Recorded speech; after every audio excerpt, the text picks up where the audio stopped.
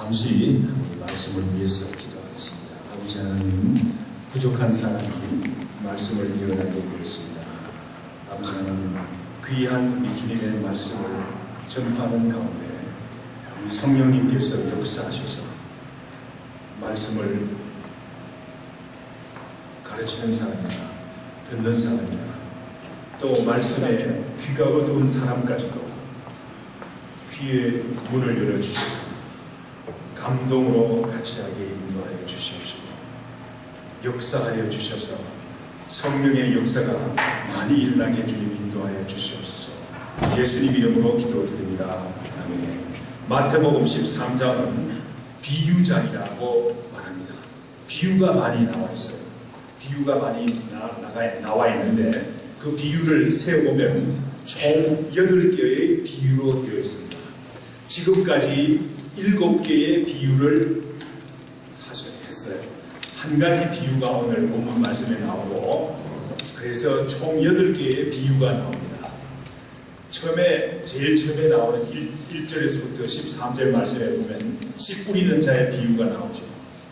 천국 복음을 받아들이는 밤의 밭을 씨를 뿌려서 곡식을 내는 밭에다가 비유를 했어요. 우리 마음이 복음의 씨를 받는 우리 마음이 어떠해야 하는 것을 가르치고 있어요. 길가에 있는 밭과 같이 탁탁해서 말씀이 떨어져도 깨닫지 못하는 그런 사람이 될 것이 아니라, 또한 복음이 길가의 밭에 돌밭에 떨어져서 겨우 씨앗은 나지만은 그 복음의 의미를 깨닫지만은 그 마음속에 돌 같은 마음이 있어가지고 그 복음이 싹은 나는 듯 하지만은 뿌리를 내리지 못하는 그런 돌밭과 같은 마음을 가지지 말고, 또 가시밭과 같은 마음을 가지지 말고, 가시밭은 무엇입니까? 가시밭은 복음을 듣고는 쉽게 기쁜 마음으로 처음에는 받아들여요.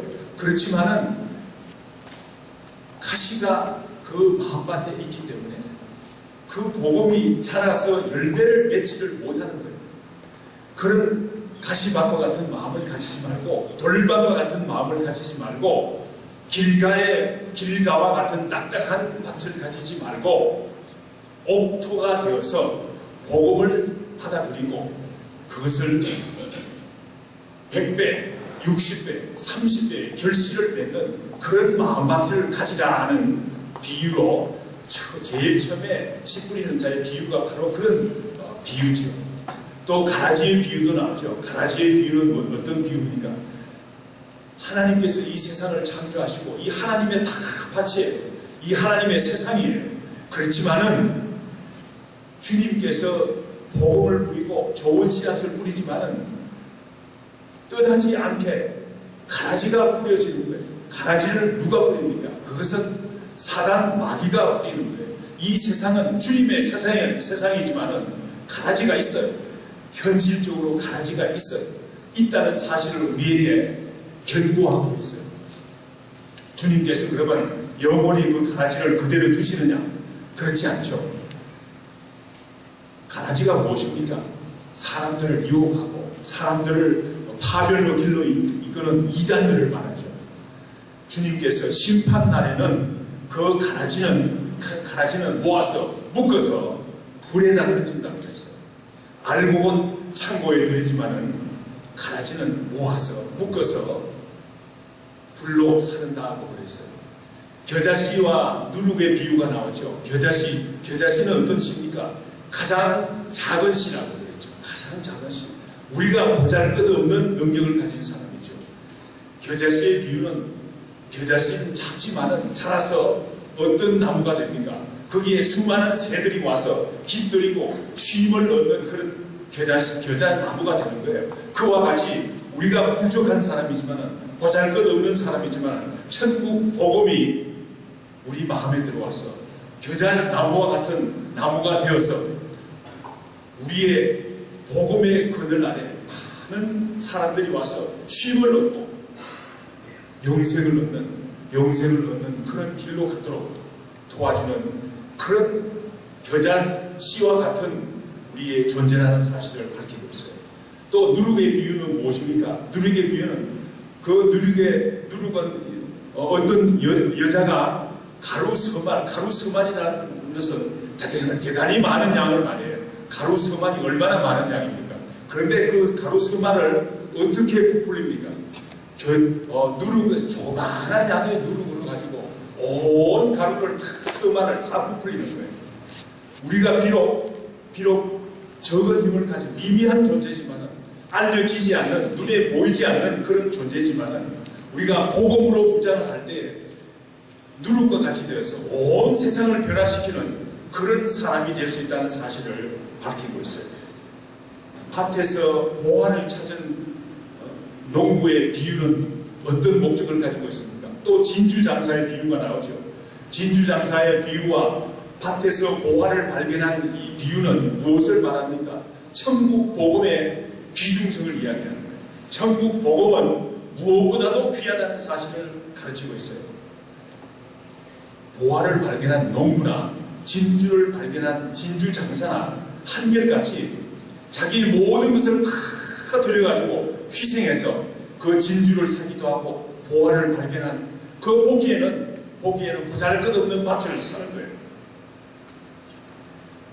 왜 이 사람들이 농부가 보잘것없는 밭을 사기 위해서 온 가산을 다 들여서 삽니까?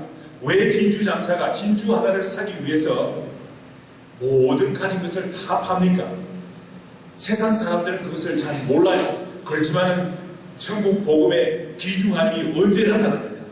마지막 비유, 거물 친 어부가 있는데 거물을 쳐서 고기를 잡는 거예요. 고기를 잡아서 어떻게 합니까?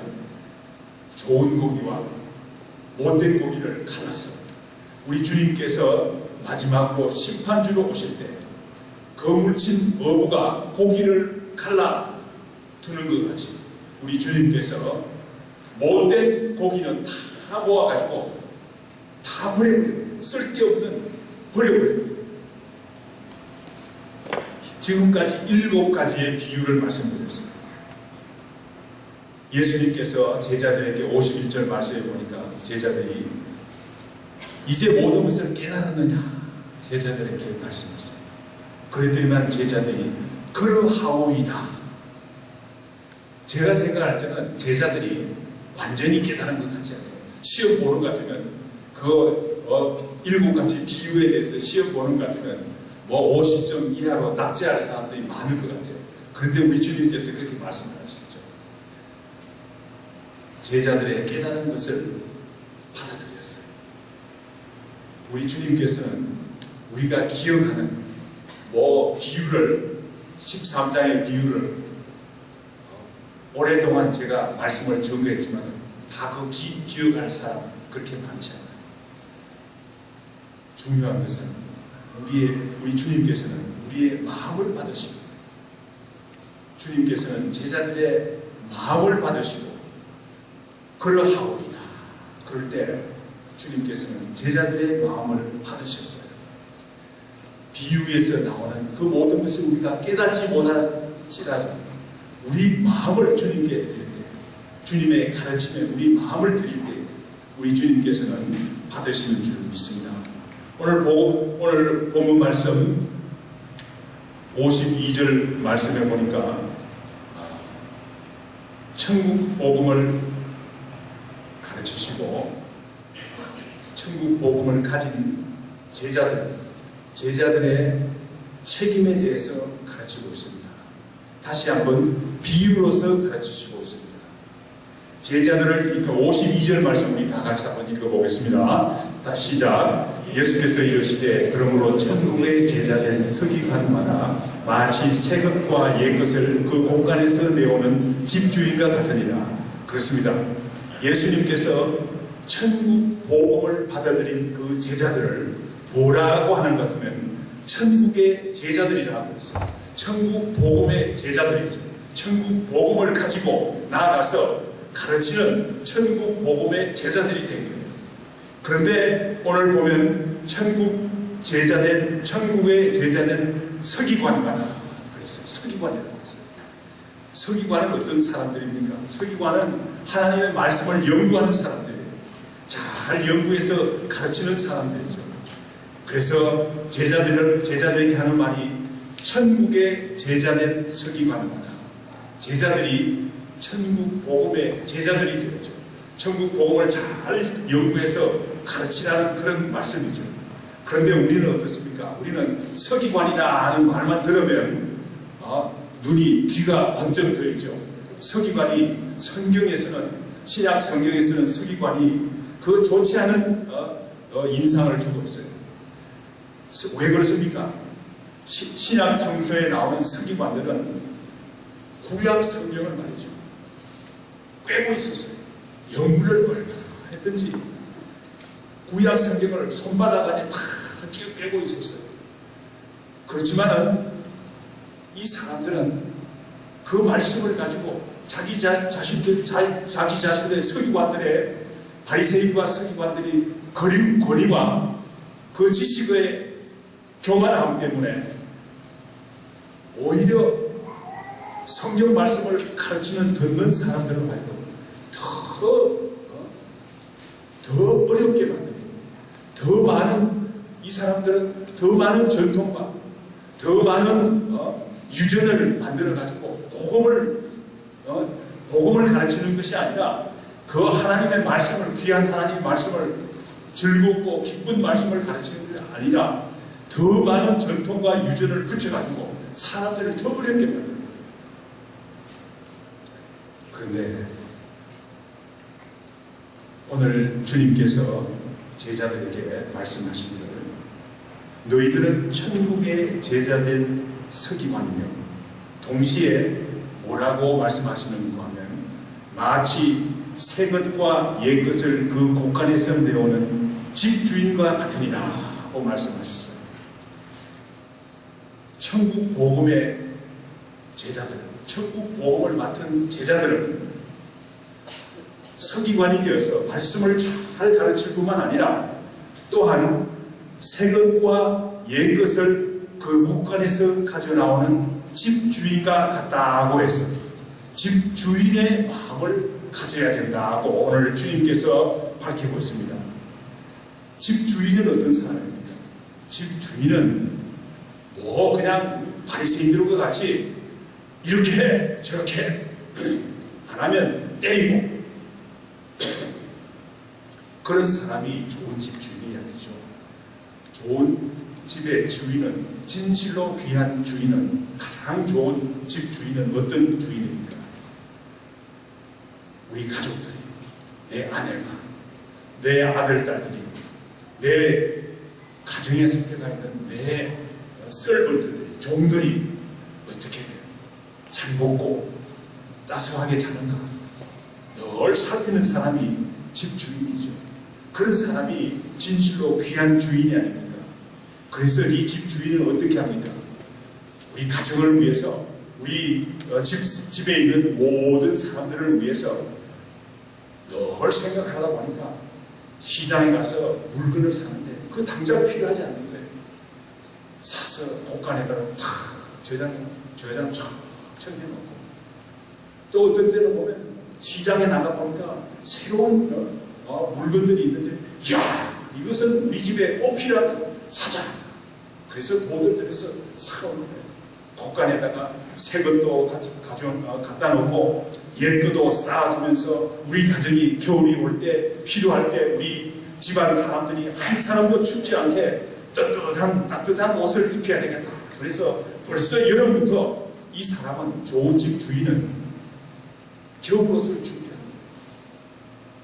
그게 올바른 집 주인이 아닙니까?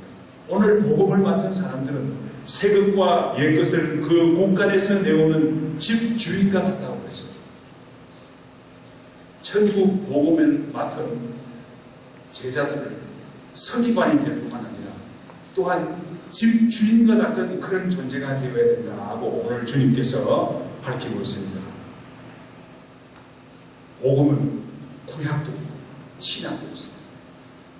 구약도 가르치고 신약도 가르치고, 그래서 마침 마태복음 13장이 끝나는데 제가 이 말씀을 읽다가 다음 주일부터는 좀 구약을 전해야 되겠다. 그래서 구약을 시편을 제가 전하기로 생각을 했어요. 신약에도 좋은 말씀이고 구약에도 좋은 말씀입니다. 올바른 집 주인은 어떤 사람입니까? 새 것과 옛 것을 그 공간에서 꺼내서 필요할 때 잘 아울러서 그 가족들이, 그 식구들이 잘 지낼 수 있도록 돌보는 사람이 훌륭한 집주인입니다. 여러분들 가정의 가장이 되시는 분, 또 가정을 지키는 분, 여러분들의 가정을 지킬 때 어떻게 지킵니까? 옛 것과 새 것을 늘 꺼내와서 필요할 때마다 아울러서 그 가정을 잘 이끌어가는 사람이 좋은 집주인인 줄 믿습니다.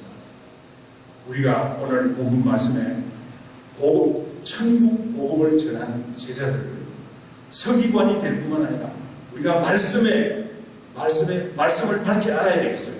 그렇지만 또한 우리는 집주인과 같은 사람이 되어서 때로는 옛 것을 꺼내기도 하고 때로는 새 것을 꺼내기도 하고, 여기서 옛 것과 새 것이라는 것은 옛 것은 구약 성경을 말하죠.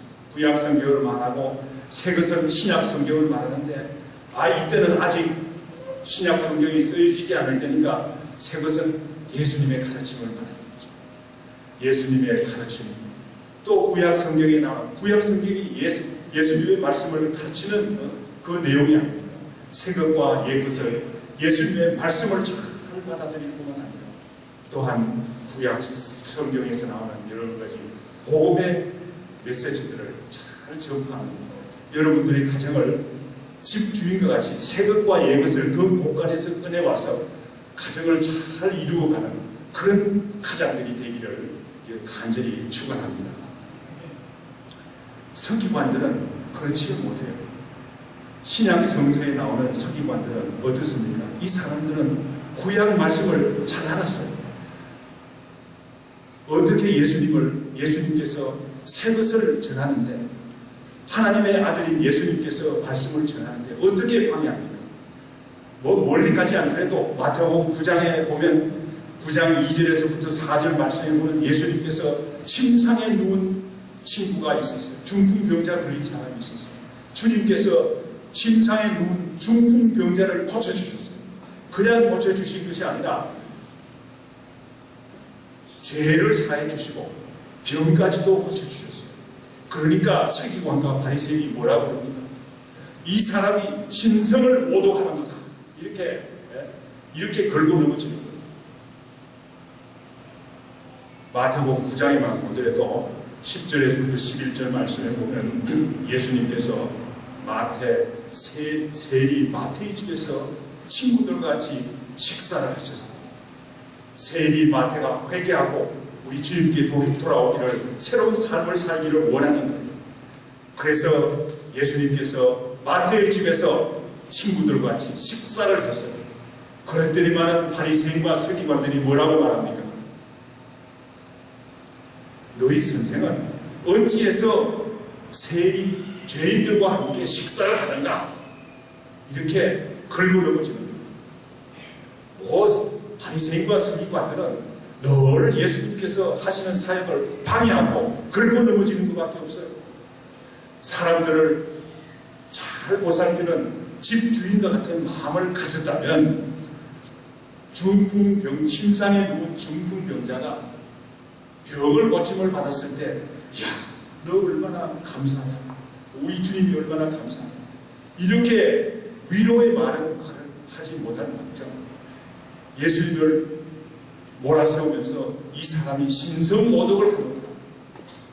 너희 선생은 어떻게 죄인들과 같이 식사를 하는가? 이렇게 몰아붙이지는 않았을 줄 믿습니다.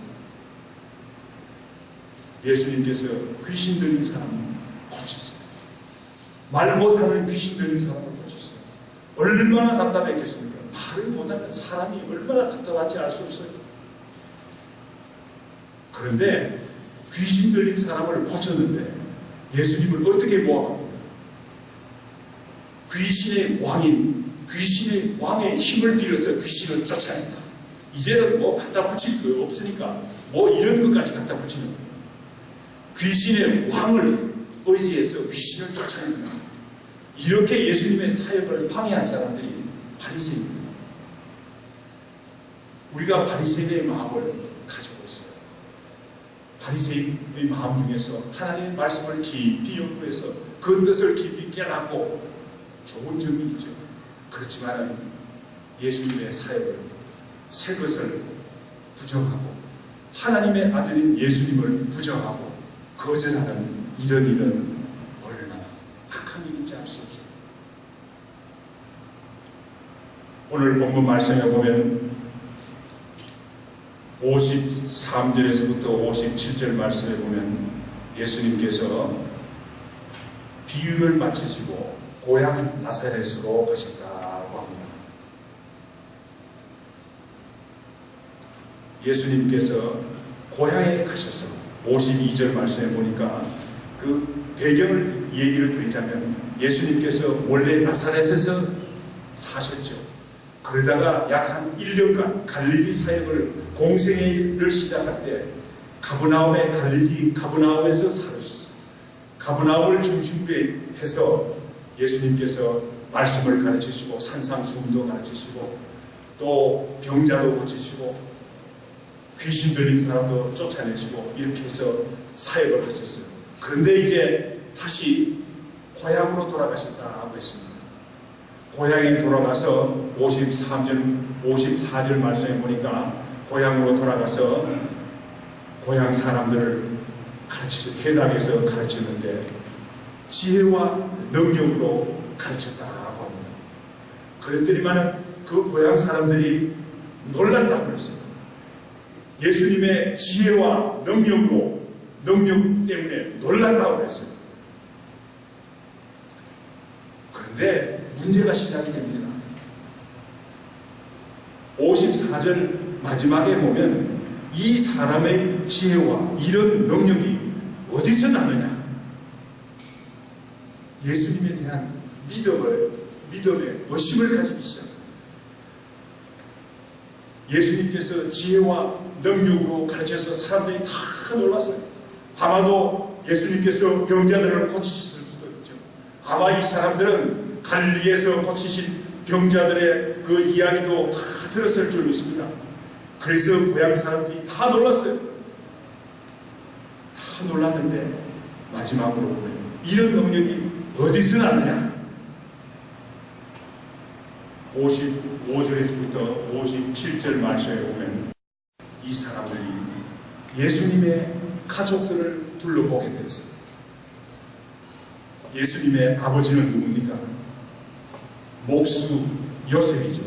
그 목수의 아들이 아니냐. 그 목수는 요셉이 목수인데 그 이름 아마 나사렛에서 잘 고치는 사람으로 이름 났던 사람인 모양이죠. 그 목수의 아들이 아니냐. 그의 어머니는 마리아가 아니냐. 그의 형제들은 야고보, 요셉, 시몬, 유다라 하지 않느냐. 또 그 누이들은 다 우리와 함께 있지 않느냐. 우리가 이 말씀 가운데서 우리가 하나 알 수 있는 것은 우리 예수님은 어떤 분입니까? 예수님은 성령으로 잉태하신 분이죠. 성령으로 잉태하셔서 성령으로 말미암아 잉태해서 마리아가 결혼하기 전에 약혼했을 때 부부 관계가 시작되기 전에 성령으로 잉태한 사람이 예수입니다. 그런데 오늘 본문 말씀에 보면 야고보, 요셉, 시몬, 유다가 나오고 누이들이라고 그랬어요. 이 말씀을 볼 때 마리아와 요셉이 나중에 결혼해서 살면서 최소한도 6명 이상의 자녀들을 낳은 것을 알 수 있어요. 왜냐하면 누이들이라고 그랬죠. 그러니까 예수님의 자매들이 2사람 이상 있었는 것을 알 수 있어요. 남자 형제만 해도 4사람이 있었어요. 이름까지 나오죠. 야고보, 요셉, 시몬, 유다. 그런데 나사렛 사람들이 예수님의 가족들을 생각하게 됩니다. 예수님의 가족들은 어떤 사람들입니까? 예수님의 가족들은 다 사람들입니다. 부족한 사람들입니다. 요셉이 좋은 목수지만 다 고칠 수 있습니다. 마리아가 좋은 여자지만 다 좋은 면만 갖고 있는 여자는 아니죠. 아마도 야고보와 요셉, 시몬, 유다는 아직 믿음이 없는 상태에 있습니다. 아마도 말썽도 일으키고 보기에 꼴사나운 일들이 많았을 거예요. 그런데 그 고향 사람들이 이 식구들을 둘러보게 되었어요. 그래서 어떻게 됩니까? 이 사람들이 예수님께서 그 식구들을 둘러보고 예수님의 식구들을 둘러보고 예수님의 하신 일에 대해서 의심을 가지고 있어요. 우리 예수님은 하나님의 아들로서 우리의 구세주가 될 뿐만 아니라 만왕의 왕으로서 이 땅에 오셨어요. 그런데 고향 사람들이 예수님의 하시는 그 사역을 보고 그 가르침을 보고는 다 놀랐어요. 과연 그 사람이 하나님의 아들이다. 과연 그 사람이 우리의 구세주가 된다. 이렇게 다 알았지만 믿음이 흔들렸어요. 왜 흔들렸습니까? 식구들을 둘러봤기 때문에. 오늘날에도 이런 사람들이 많이 있어요. 이 자리에는 어쩌면 아직도 예수 그리스도에 대한 언제나 믿음이 없는 사람일 수도 있어요. 그런 사람들 예수 믿는다고 그러는데 그 장로가 왜 그래? 예수 믿는 사람이라 예수 믿는다고 그러는데 그 목사가 왜 그래? 그러면서 예수님에 대한 믿음이 흔들리는 거예요. 그것이 얼마나 어리석은지를 오늘 본문 말씀 54절에서부터 57절 말씀에서 말씀했어요. 그거는 어리석은 거예요. 예수 믿는 사람들은 우리와 같은 사람들이기 때문에 실수할 수도 있고 약한 부분이 많을 거예요. 그러므로 우리는 우리의 믿음은 어디로 향해야 됩니까? 오로지 예수 그리스도만 향한 믿음이 되어야 되겠습니다.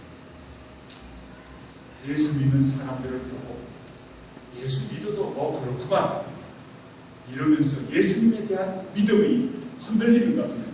오늘 예수님의 고향 나사렛에 있는 사람들과 같이 통일한 사람들이 있습니다. 나사렛에 있는 고향 사람들이 예수님을 배척했어요. 쫓아냈어요. 여러분들 혹시 예수님에 대한 믿음이 흔들리시는 분이 있습니다. 그 믿음이 흔들리는 이유가 예수 믿는 사람들이 보기가 싫기 때문에 그 예수 믿는 사람들이 온전하지 못하기 때문에 그 믿음이 흔들린다. 나사렛 고향 사람들 같이 되지 마십시오. 예수 그리스도는 우리의 구세주가 될 뿐만 아니라 만왕의 왕일 뿐만 아니라 하나님의 아들이심을 굳건하게 믿는 흔들리지 않는 믿음을 가지시기 되기를 간절히 축원합니다. 나사렛 고향 사람들의 흔들리는 믿음으로 인해서 어떤 일들이 일어났습니다.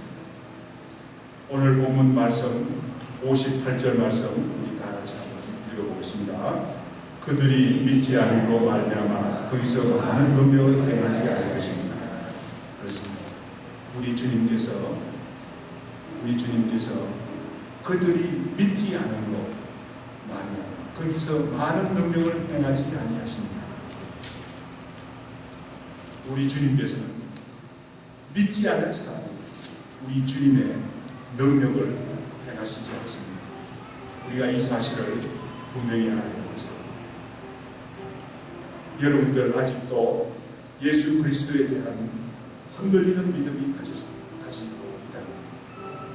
있다면 흔들리지 않는 예수 그리스도를 향한 진정한 부활하신 예수님 아직도 아무도 부활하지 못한 그 부활을 우리에게 보여주신 예수 그리스도 우리를 위해서 십자가에 죽으신 예수 그리스도를 믿으시기 바랍니다.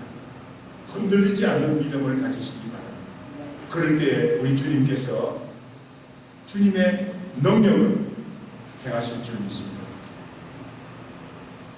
비유의 결론이 무엇입니까? 비유의 결론. 천국 복음의 초점이 무엇입니까? 믿음으로 예수님의 말씀을 받아들이는 것입니다. 지식으로만 받아들이는 것이 아니라 믿음으로 예수님께서 가르치신 비유의 말씀을 우리가 받아들이는 것입니다. 8가지 비유를 전도했습니다. 천국 복음을 전하기 위한 비유의 말씀이죠. 또한 예수님만 향한 진정한 믿음을 가지십니다. 실수가 많은 예수 믿는 사람들 때문에 믿음이 흔들리지 말고 예수님의 가족들로 인해서 믿음이 흔들린 나사렛 사람들과 같이 되지 말고 어리석은 사람들과 같이 되지 말고 예수님만 향한 믿음을 가지시기를 간절히 축원합니다. 다 같이 기도드리겠습니다. 아버지 하나님 감사합니다. 나사렛 사람들은 우리 주님께서 가르치신 메시지에 대해서 놀라워했습니다. 우리 주님께서 행하신 이적과 능력에 대해서 놀라워했습니다. 그렇지만은 불행